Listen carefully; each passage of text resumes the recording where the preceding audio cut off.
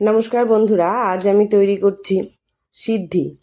হোলির সব থেকে স্পেশাল জিনিস যেটি হয় সেটি হলো সিদ্ধি। তো আমি এখানে কাঁচা ভাঙপাতা দিয়েই সিদ্ধিটা তৈরি করব। তো এই সিদ্ধির স্বাদ এত ভালো হয় যে এই পদ্ধতিতেই কিন্তু আমাদের ঐতিহ্যের শুরু থেকে সিদ্ধি তৈরি হয়। এটি প্রায় 200-300 বছর আগের থেকেই এভাবে আমাদের সিদ্ধি তৈরি হয়। তো চলুন আমরা তৈরি করে ফেলি হোলি স্পেশাল সিদ্ধি। তো চলুন দেখে নিই আমরা কি কি দিয়ে সিদ্ধিটা তৈরি করব।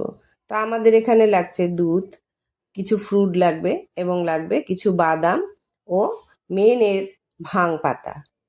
সব কিছুর সাথে আমাদের মিষ্টির জন্য কিন্তু আমি এখানে গুড় নিয়ে নেব, চিনি ব্যবহার করব না। তো দেখে নিন আমি কিভাবে সিদ্ধিটি তৈরি করব।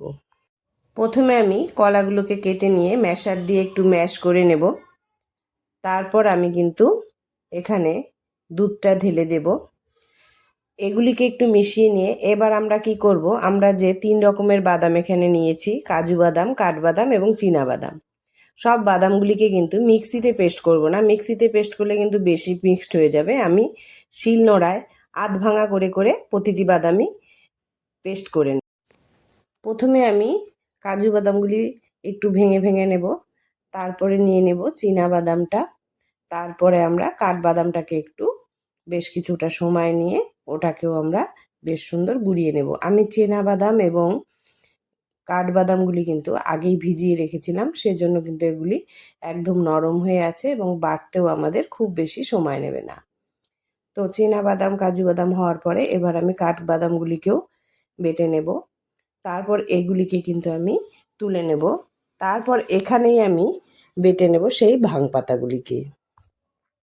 এবার কিন্তু আমাদের একটু সামলে চলতে হবে, কারণ এর পরিমাপ যদি এদিক ওদিক হয়ে যায় তবে কিন্তু মাত্রা অতিরিক্ত নেশা হয়ে যাবে এবং তখন সিদ্ধি আর সিদ্ধি থাকবে না, একদম নেশার বস্তু হয়ে যাবে।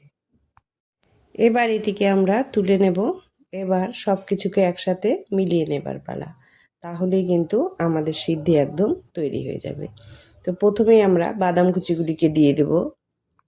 তারপর মিষ্টির জন্য আমরা দিয়ে দেব গুড়। আমরা কিন্তু এখানে চিনির ব্যবহারটা করব না, গুড় দিয়েই এখানে আমরা মিষ্টিটা আনব। তো গুড় দেওয়া হয়ে গেলে এবার আমরা এখানে দিয়ে দেব একে একে সব ফলগুলি দেওয়া হয়ে গেলে পরে কিন্তু আমরা ম্যাশার দিয়ে ফলগুলিকেও একটু চেপে চেপে দেব, যাতে ফলগুলিও একটু আধ ভাঙা হয়ে যায়। এবার সব থেকে বড় কাজ সেটি হচ্ছে এই ভাঙের পাতার বাটাটা মেশানো। এবার আমরা কি করব, এখান থেকে একটু দুধ নিয়ে নেব, ডাইরেক্ট আমরা এতে কিন্তু মেশাবো না। এবার পরিমাপ বুঝে তারপর ওই অল্প দুধের মধ্যে আমরা এটিকে গুলিয়ে নেব। ভালো করে দুধে গুলিয়ে সেই দুধটা এখন আমরা এটির মধ্যে মিলিয়ে দেব। তাহলে কিন্তু কোথাও ছাবড়া ছাবড়া হয়েও থাকবে না এবং কারো মুখে গোটা গোটা পাতাও পড়বে না, আর বেশি হয়েও কিন্তু আমার সিন্নিটায় থাকবে না। আমি এখানে কিন্তু একদম কম মাত্রা ব্যবহার করেছি, আপনারা মাত্রা বুঝে ব্যবহার করবেন। যে যেরকম নেশা চান সেভাবে পরিমাপ দেবেন। আমি শুধু স্বাদটা আসার জন্য একদম অল্প পরিমাণে এখানে ব্যবহার করেছি। এবার ম্যাশার দিয়ে সব কিছুকে ভালো করে মেশ করে নিয়ে এটিকে এখন গ্লাসে ঢেলে দিলেই কিন্তু আমাদের হোলির সিদ্ধি একেবারে তৈরি। একবার এটি খেয়ে দেখুন, এতগুলো ড্রাই ফ্রুট আর ফল সব কিছু যখন মুখে পড়বে যেন মনে হবে একদম স্বর্গে চলে যাচ্ছি আমরা। তার সাথে থাকছে ভাং পাতা, খেয়েই একবার দেখুন, হোলি একদম জমে যাবে। তা আমাদের সিদ্ধি কিন্তু মোটামুটি একদম তৈরি হয়ে গেছে। এবার এটিকে ভালো করে গুলিয়ে নিয়ে আমরা এখন গ্লাসে ঢেলে দেব। অন্যবার আমি এখানে কিন্তু বরফ ব্যবহার করি।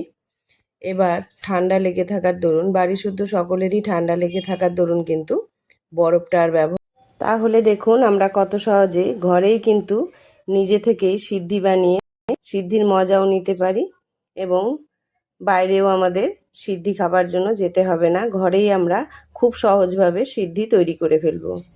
তো ভিডিওটি ভালো লাগলে অবশ্যই লাইক ও সাবস্ক্রাইব করে দেবেন ও কমেন্ট করে জানাবেন আপনাদের কীরকম লাগলো এই সিদ্ধির রেসিপি। সকলকে হোলির অনেক অনেক শুভেচ্ছা। হ্যাপি হোলি।